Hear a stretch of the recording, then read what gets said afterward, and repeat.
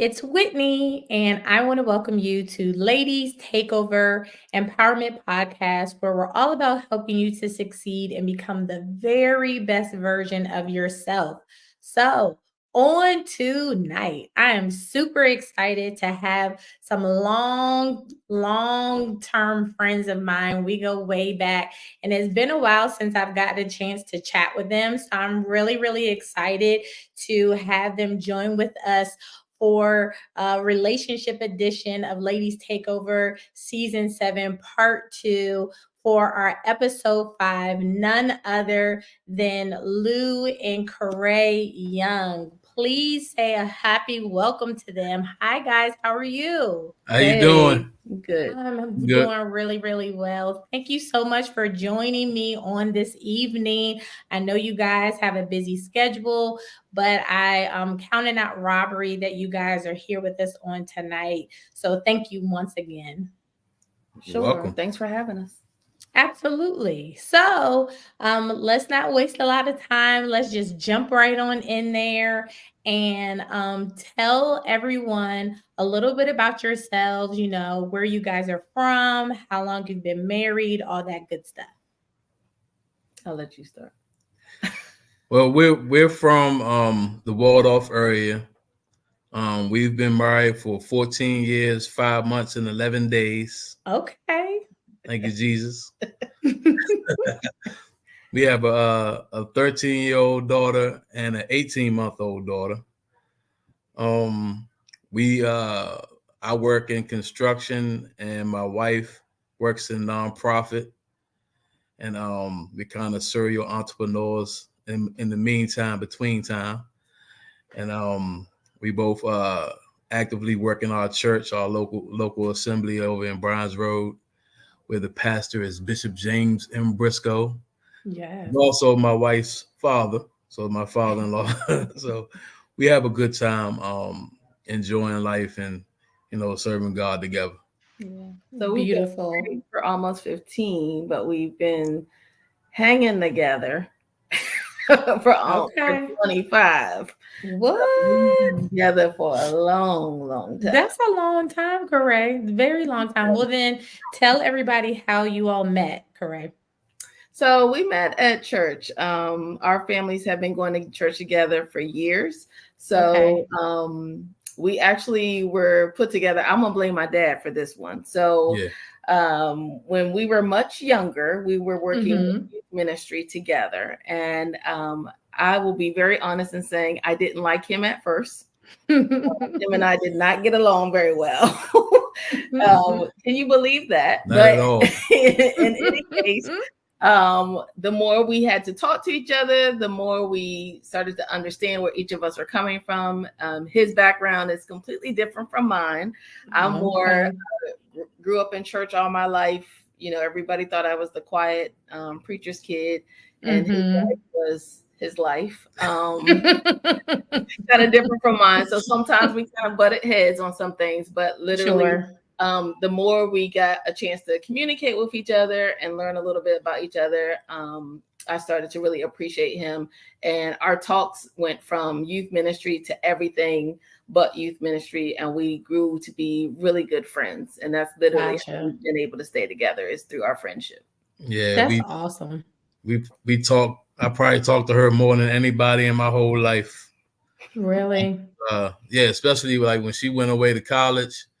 I had a shoebox full of used phone cards because cell phones was kind of new at the time, and when we communicate, I had to buy these phone cards. I spent so much money buying phone cards and going to the pay phones and calling her while she was in school, and we just would write each other letters and 3-4 page letters and all of that good stuff, and just a whole lot of communication.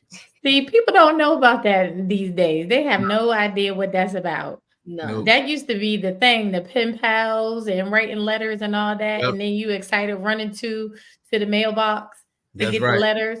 Let me tell you, I used to have letters, and my parents would intercept the mail and take the letters.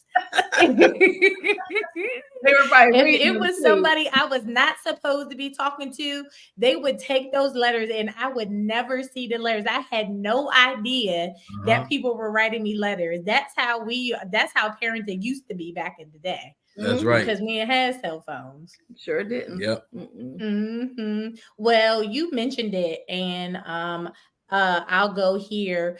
How important communication? You started out communicating very well, and it seems like you were saying that it's very important, or it was very important.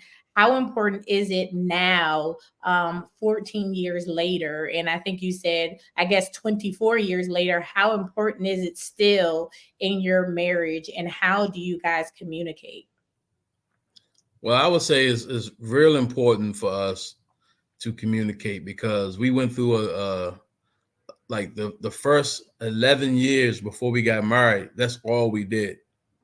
Like, it was nothing but communication. Wasn't no fornication. We didn't have sex and everything. When we got married, she was a virgin when we got married. Wow, that's interesting. That's new. You don't hear people say that. Yeah, I was coming out the streets, and I said, I don't know about women like her, and I knew she belonged to God, and I just said, she know I ain't want to mess it up. Okay. I didn't want to. I ain't know how to treat God's daughter, so I treaded lightly. That's if that beautiful. Makes sense. That is beautiful, correct. Plus, for some reason, I kind of figured, like, when I had children, I was gonna have a daughter. So I was like, man, I'm gonna treat her like I want the guy coming down the road to treat my daughter. Come on, help the people. So even when we went out, when we first started dating, I didn't go to her first. I went and asked her father, could I take her out? Beautiful. And then I didn't go out with her by myself. Her mother, quick story. Her mother, when her father got home from Vietnam and started to want to date her mother said, she didn't know if he was crazy or on drugs or anything like that coming home from Vietnam. So she said she would have like some change in her purse just in case she had to catch a cab and get away from him. And she always went out with her and her friend Zaretta. So me coming out the streets, and I didn't know, what to do. So I said, well, shoot, it worked for him, and they married, got a nice family. I said, I'm gonna do the same thing. So I said, when we first got started going out, I said, I'm gonna get a Zaretta. Okay. And we would try to find a friend of ours to go with us when we would go out, and I paid for everybody. And then, like, if I couldn't find somebody, the third wheel or whatever to go with us, we would go down the street to this restaurant called Walton's Seafood in Brownsville. We would get some food, and I would go back to her house, and we would eat chicken dinners, fish dinners, and all that stuff in the basement. You're just saying all the stuff. Yeah, it's like if we didn't have somebody, a third person, like during that time, for a minute, for me, I didn't trust myself to be alone with That's important. And then I just, that was my thing, because I came from, whole different lifestyle, so I didn't want to mess up. Yeah, that's real important. That's real important. My husband and I, we went through the same exact thing, and he was adamant about us staying right in God's eyes and not having intercourse until we got married. And so we always had somebody with us, always. And I would get irritated because I'm like, we're not going to do nothing, like, for real. And he was like, yeah, I mean, it wasn't an issue for me. So I was like, I don't understand what the problem is. But he was like, no, I'm telling you, I got to have somebody with me all the time. And it would irritate me. Boy, it would irritate me. I would be so upset. Like, even on Valentine's Day, like, we'd have like couples with us on Valentine's Day. I was like, are you serious? Like, really? And he was like, yes, I'm very serious. That was important to him. That's right. So I get it. I understand.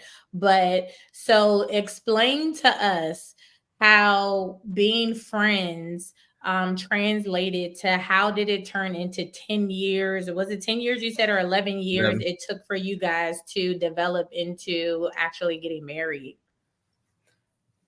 So I was still young. I won't say Okay. what age I was, but I was still young.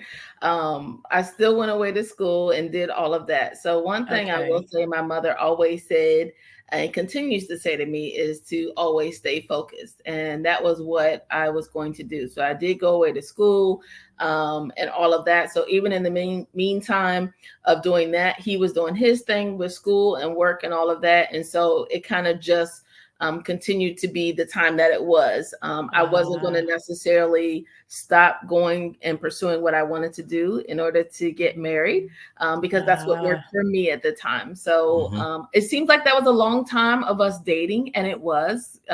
It's still unheard of now. People don't date for 11 years. So that's a long time. But one thing I will say, and what I appreciate in that time is the commitment that he showed me. Because for somebody who came from an atmosphere or a lifestyle where promiscuity was it, to then all of a sudden be cold turkey, let me know that he was serious about me as well. And I appreciated that. I think the other thing too is that even with us dating for as long as we did, and while we grew in our communication as friends, there are still things I wish to this day that we had talked about, because there's still things that we didn't talk about.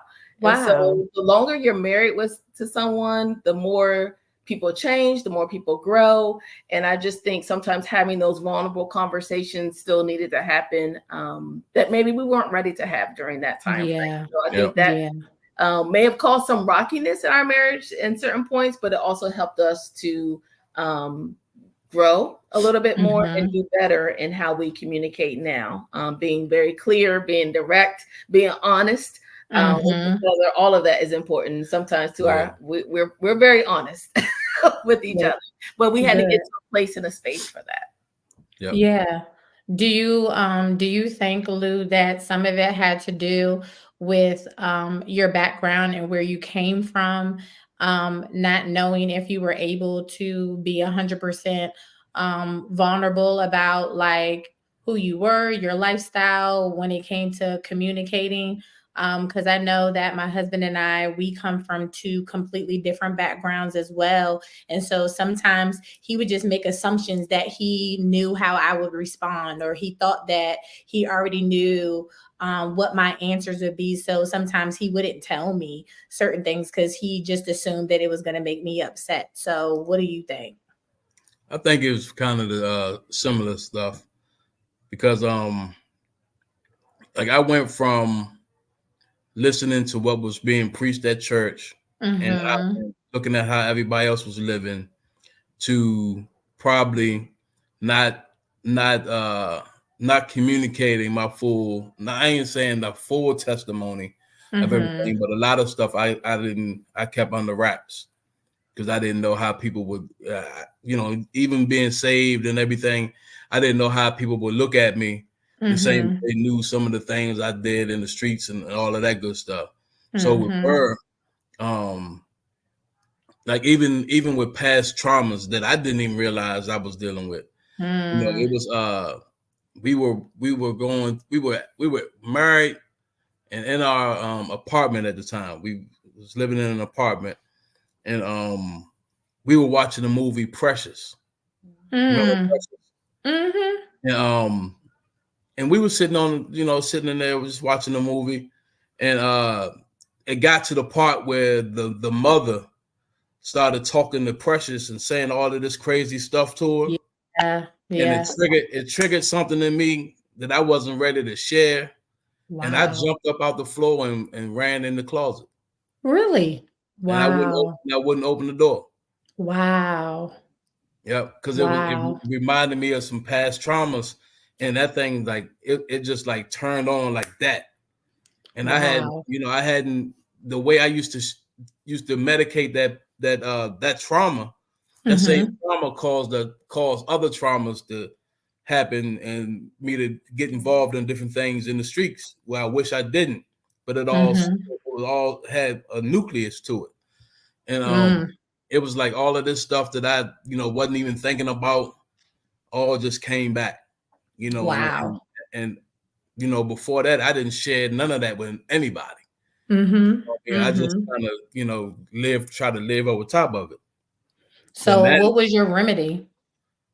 Talking about it, having to face it,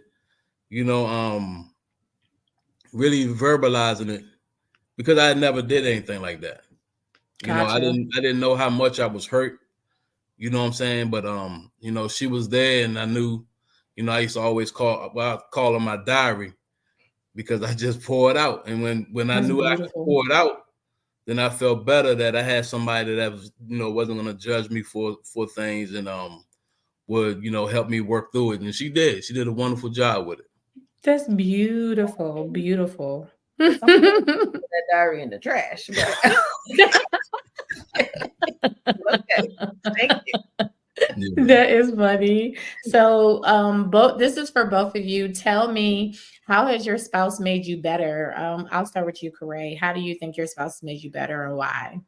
So I used to be very shy, okay, very introverted, little church girl type. And one thing I will say, which I used to envy of him, he would just be direct and assertive and just say what he needed to say, and that's what it was. And so I appreciate him, because I have gotten a lot better in my way of communicating, to be direct, to be assertive, to back up what I say, this is what it is. I wouldn't say that I've always been that way. I know people, when I started to get that way, people were like, "Oh, is that really great talking?" Yes. Sometimes it backfired on me, because sometimes I just be a little bit too much. But I tell you, God has kind of softened me in handling that. So I try to be what we call it, a Claire Huxtable. I really do okay. that way, where I'm assertive and direct, but I'm still going to be loving. And I promise you, Davon brought this out of me, because I wasn't that way when him and I first met. And I appreciate that, because him and I are a very good balance in doing that. Beautiful. Yeah. Lewis? I would say it's kind of interesting, because with her having, those views about how I brought that out in her, I used to have people drinking from the fire hydrant.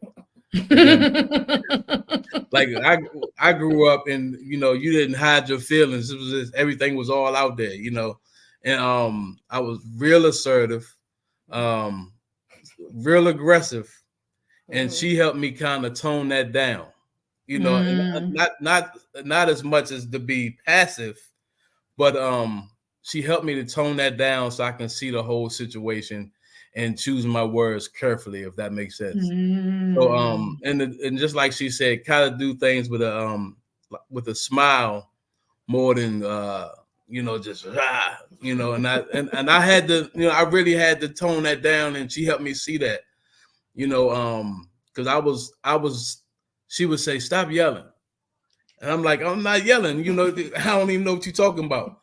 But everybody has a different level, and I said, you know what, I'm gonna go ahead and I'm gonna try to do this thing the right way, and kind of see if I can tone it down and work on myself more than I work on anything else. She already know I'm real big on personal development, but like some of the things, even in the personal development, I had to find that place where I could say, you know what, I don't have anything to prove anymore, not that I think of, right? So I had to really tone that aggression down, so that I can, when we go somewhere, they see a unified couple, and we unified not just in the public, but we unified in the private, if that makes sense.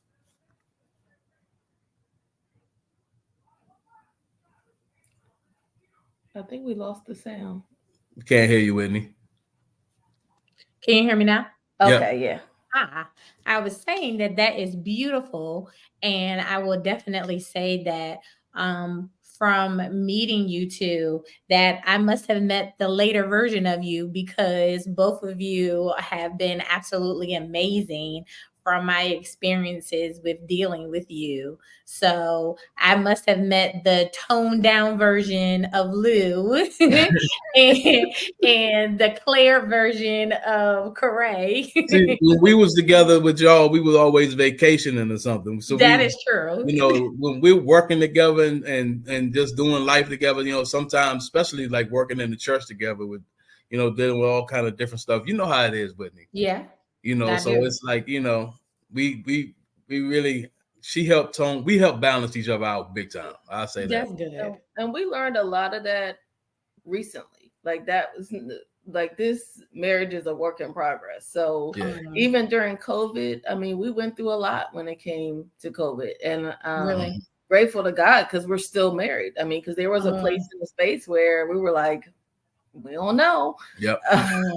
And you know, and so God really worked on both of us. And so I say it's a lot of prayer and a lot of therapy that we both individually went through that allowed us to get back to a place and a space where him and I can be unified together. And so there's nothing but the grace of God that we present now as we are. But we went through some rough discussions, some rough communications, some I don't even want to talk situations. And so, you know, I always feel like, and I don't know, people don't really say too much about it, but I think sometimes you go through iterations in your marriage where people change, and it happens every few years. And I think that's the place where we need to acknowledge it and say, okay, that's not me anymore. This is where I'm going. And that person to say the same for themselves. And then how do we get back to being on one accord again? Now knowing where we're somebody different, you know, and I think that's what happened for us during COVID.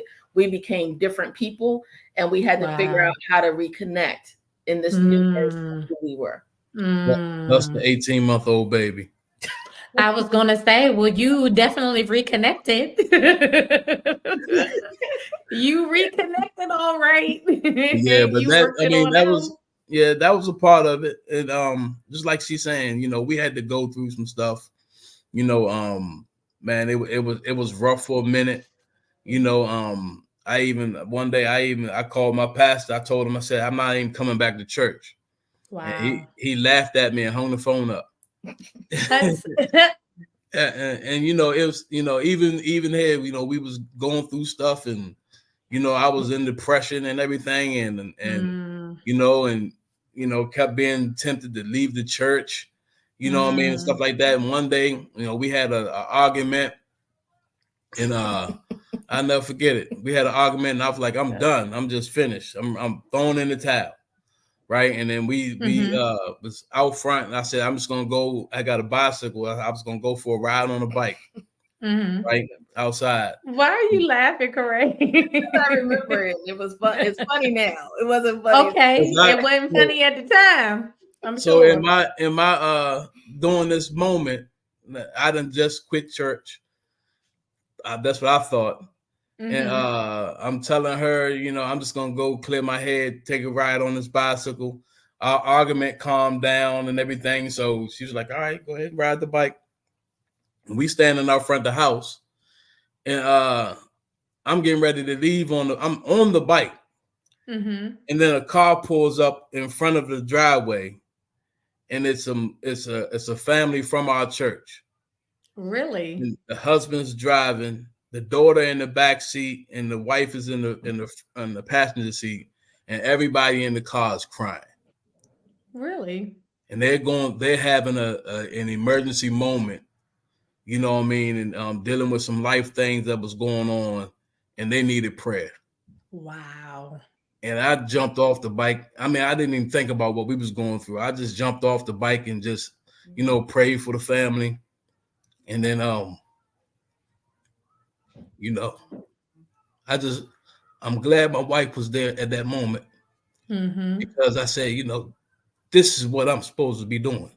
Yeah. Everything else that was on my mind that had me depressed, all kind of stuff, it seemed worthless, because that was what I was supposed to be doing. That was where I was supposed to be. This is what God called me out of the streets for. To be here for not just my family, but for people in these moments like this.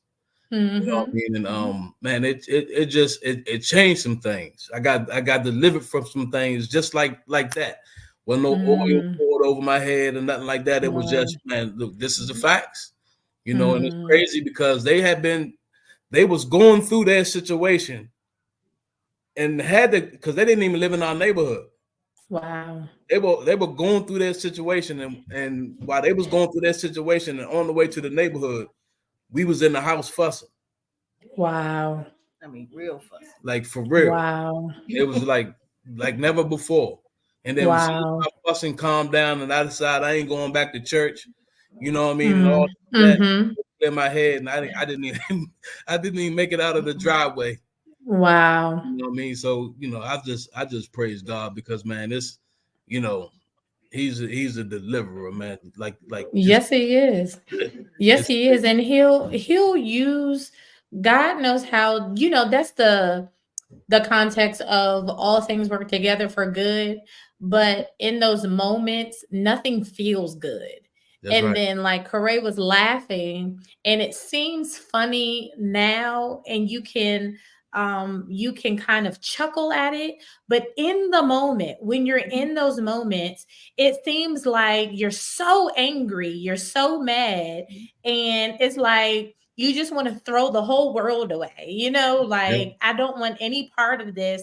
But then hindsight, looking back at it, you can see how that moment can help so many other people. And then it gives you more purpose to what it is that God called you to do. So then now here you are in ministry, you can help more people because when they come to you with whatever they're going through, now you can say, you know what, I've been where you've been, I've sat where you sat, and if I can make it through, you can too. But it don't feel, when you was in it, it didn't feel that way. That's right. You know what I mean? It doesn't feel like that. And I can only imagine that that's how Daniel felt, when he was in the lion's den, and it seems scary at the moment when he's surrounded by all these lions that should be devouring him, or the three Hebrew boys when they were in a fiery furnace and they felt like they should be delivered, but God didn't deliver them. He allowed them to go through the furnace, but somehow they still made it out without being devoured, with no smell of smoke on their clothes. And sometimes God allows us to go through and we still make it out okay. Does that make sense what I'm saying? That's right. It does. And I think sometimes it's how we go through. Yeah. Because we've had moments where we went through, even with our first child, when she was going through the NICU, when she was first born. And I can say, honestly, I feel like I failed the test because I didn't handle it well. And I let depression set in during that. So when it happened again with our second child, I'm like, there's no way I'm going to relive that. I've got to do different. I've got to be better at how I handle the situation. So sometimes God allows the retest.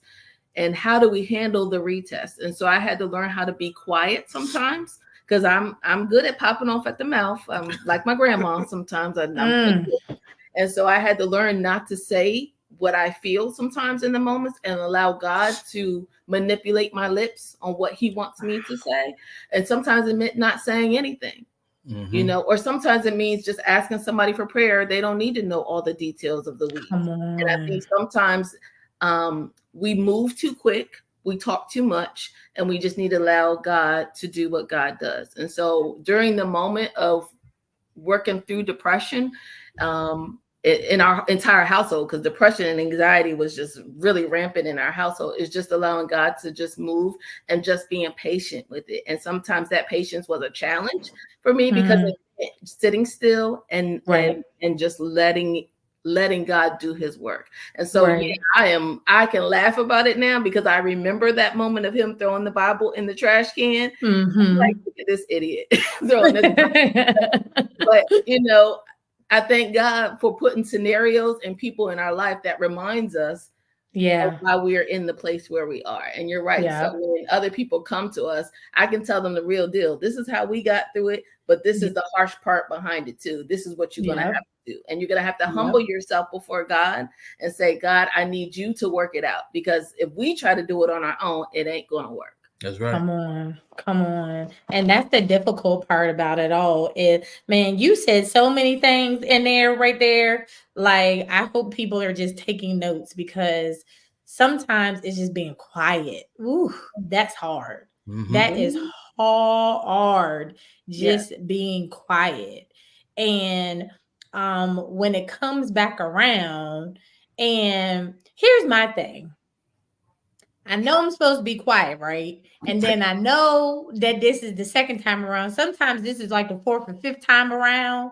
So like I know I done failed like the third, fourth time. So now I'm at the fifth time and I already know I'm supposed to be quiet. I know I'm supposed to be quiet. But you know how like you just it's like on the tip of your tongue and I just got to say it. I'm like, oh, it's like burning. It's so hard not to say Corey. It's so hard. So Yep. please help me. Tell me, how do I not say something? What do you do? So I keep a cup of ice around me sometimes because sometimes I just need some water, ice, and give me a minute to really process it. But I'm telling you, it's nothing but God because Okay. I know my mouth. Mm-hmm. I am very quick at having a sarcastic response back, and it's not just with him. This is with anybody. It's people in Yes. church, work, Yes. all of the above. So I had to Yes. learn how to think before I speak. Mm-hmm. And my father talks about it all the time, and I was just like, yeah, whatever. But I've had to learn how to really do that. And sometimes I slip up. And it's okay to say I slipped up. How am I gonna work it out? Maybe I need to go back and apologize to that person and explain what I should have said or how I should have said it. You know, and I think that's where we have to learn the lesson. When we do make the mistake, how do we go back and rectify the situation? Because 100%. it is something, and you got to reach a person at the right time. Everything may not be meant for me to say to him at that time. If he's already low, I can't come back and keep blowing at him to make him feel lower. So I had to learn how to temper that and say, okay, now's not a good time to bring that. Let me bring that at a later time. Yeah. Sometimes it worked. Sometimes it didn't, but it was trial and error. I had to learn who my new husband was. Because literally he was somebody different and I'm somebody different. And I've got to relearn him all over again, just like he has to relearn me. Yep. So sometimes she would look for a response and I was working on trying to be better. So I wasn't responding because I knew my response wasn't going to help either one of us. You know, so I'm like, you know, I'm thinking, I'm looking at her like this is me. Right. So what am I going to present back to me? Whatever I bring out of me, and whatever I put on her is going to be presented back to me. So I had to give her what I wanted from her. If that makes sense. So it was a lot of holding my tongue, you know what I mean, and not just my tongue, my facial expressions. I had to work on just staying blank, you know, instead of like, you know, I'm serious. Like I literally, I had to work on like just, man, you know, I'm gonna be calm in this situation. You know, I'm not gonna respond to it. Even when we weren't fussing, it could have been something going on in the house or something going on, and I just didn't respond like I used to. And she was even like, you know, what's going on? I was feeling his head. I'm like, are you okay? Is this you? Like she would do that. She was like, I'm like, hey, I'm all right. I'm cool. I'm not letting this thing ruin my day. You know, and that's what I would do. I would let it would be the smallest thing could ruin my whole day. And then I would go out in the public. If you remember when our daughter was in the NICU and we was going through stuff, I had my temper was real short with everybody. Like, because for one thing, like here go the second baby. She's premature. I had already prayed after the first baby that we didn't have to go through that again. Gotcha. You know, and then here we are going through this all over again. Gotcha. Right. So I'm upset. I'm like, you know, I'm trusting in God, but I'm also upset because now I got to see my baby in this situation again. Here we are. And not just that, I'm triggered the whole time. Like and that was another thing because we had to go through a whole nother. I had to share some more stuff with her because my second daughter, she's in Georgetown Hospital. I had a trigger I had trauma from Georgetown Hospital since I was 15. Wow. You know, my and it ain't no secret. My little brother was born, and he was in Georgetown Hospital when he was a baby, and you know, I was at the hospital with my father, my grandmother, me, and one of my cousins, and we were standing on the roof. Mm-hmm. And in the same hospital my daughter was born in, and we're standing in the roof, and the doctor comes out and tells my father that my brother was born addicted to crack cocaine. What? Right. So at the time, I'm selling all of this crack. I'm Wow. 15, right, and it just another bad situations, and Yeah. I felt responsible, and I saw a vision of myself from 15 years old. I saw a vision of myself jumping off the roof. And now here I am all these years later, I'm walking on this same roof every single day. And it just got to the point where I couldn't take it no more. Wow. I told her, I'm tired of this. I'm tired of feeling like this. Mm-hmm. We were on the same roof, and I had to tell her, I said, look, this is the roof. This is the place. I'm walking over here. It's hard for me every day. Yeah. I got to go through this stuff. And I'm sitting here, I'm like, Lord, you know, you got to do something. And we on the roof. And God tells me, go take a look. Right? Mm-hmm. He wants me to look at where I would have jumped off the building. Wow. I go and I look over the ledge, and right below us was the next parking garage. I wouldn't even have died. It was a whole lie. What? The enemy showed me a lie. I carried that lie from 15 years old into my 40s. Of me being suicidal. I wouldn't even have died. It was all a lie. And I asked God, I said, why didn't you tell me that when I was 15? But I had to go through it. I had to trust him, and I had to go through that process. You know, so I'm sitting here, yeah, I'm sitting here walking.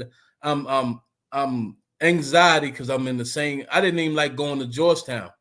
Oh, trust me, I understand. You know what I'm saying? So now not only am I'm in Georgetown, I'm at the same hospital. I'm walking across the same roof. I'm going into the NICU. Same situation. Mm-hmm. All of these things, and I'm triggered the whole time. And God removed all of that stuff. Like it was just a big joke. Oh, John 8 says, and the truth will set you free. That's you right. know, and the reality is that sometimes we have a convoluted idea of what the truth is, and so we hold on to that, and we don't know the real truth. And you know how people say, hold on to your truth or tell your truth. We don't have a truth. The truth is the truth, whether you want to believe it or not, you know, and that is the danger when we project a version of the truth that is not real. And that's how the enemy gets us every single time, is when we tell a version of the truth that is something different than what it actually is. And so that is amazing, how it literally sets you free. Yeah, it set me free because like she didn't understand. I was on a short fuse with people, and traffic. So the security guards at the hospital, you know, I was just like everybody. I was just wanting somebody to just give me a reason, and I'm it's on. But and then when I finally broke down, I couldn't take it no more, and I had to let her know what was happening because of that roof. We going to see our baby, so I'm trying to be strong, going ahead, and then finally I let her know what was going on while we was on the roof, and God said, take a look.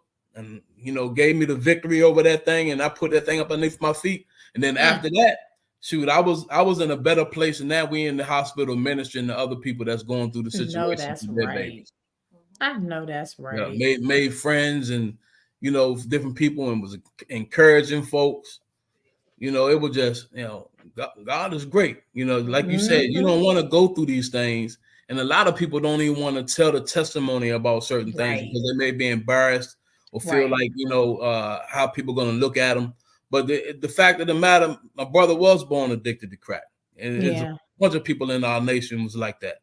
You know what I mean? But my story was what it was. You know, I was going through a situation where here's my baby in the hospital in a place where I had emotional trauma since I was 15 years old. 15, I carried that stuff with me. You know, and I didn't get the victory until I was 45 years old. 30 years. I believed the lie.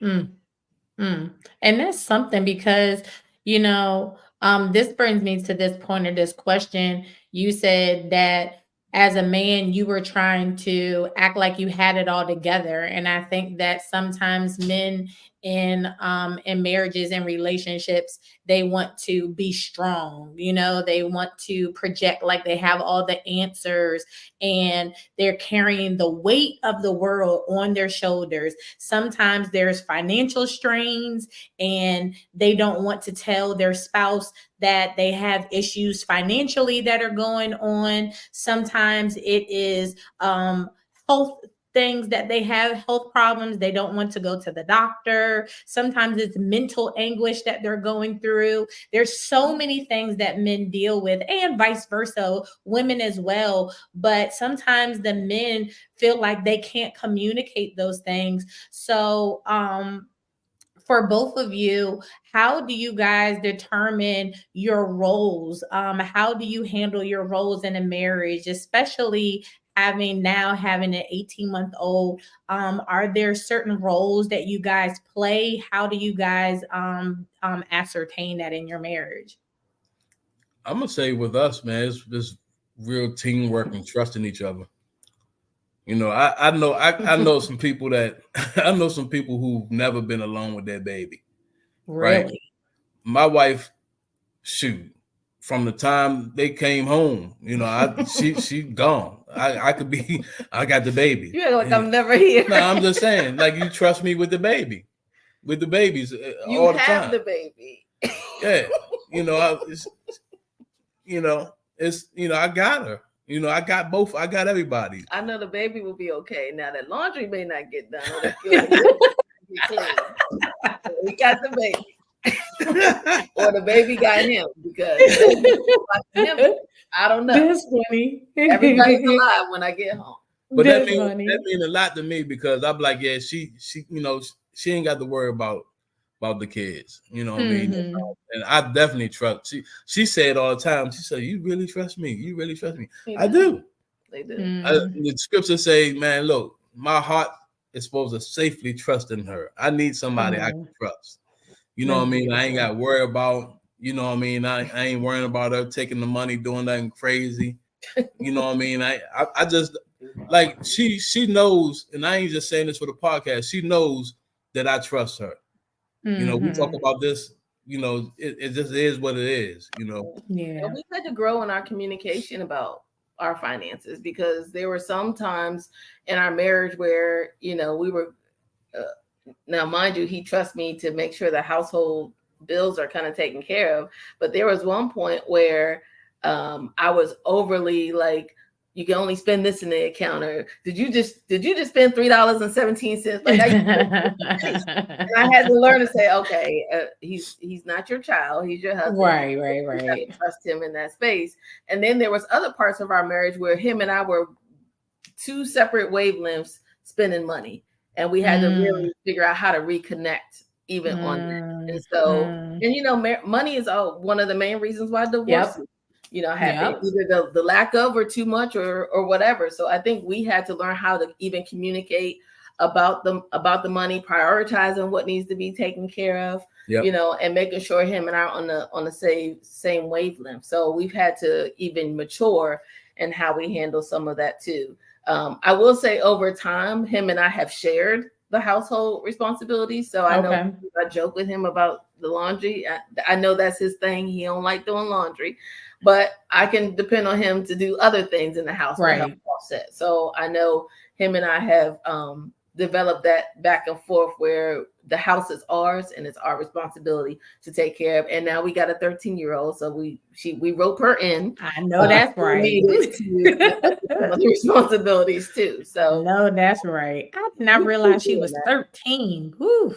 Yeah. 13 going 35. Yeah. That's right. I know. Nothing. I understand. Right. Well, I want to thank you guys. You guys have been absolutely amazing. I mean, you have personally blessed me, your testimony, everything that you have shared. Thank you. Thank you so much. I know that everyone that is listening and watching has also been blessed. So, as we bring this to a close, I have one last question for you guys, if that's okay. Yep. All right. So the last question is, and I'll give you a quick chance to think about it. In 3 words, just 3 words, what would you tell your younger version of yourself right before you were about to get married? Your younger version of yourself, just 3 words. What? Don't do it.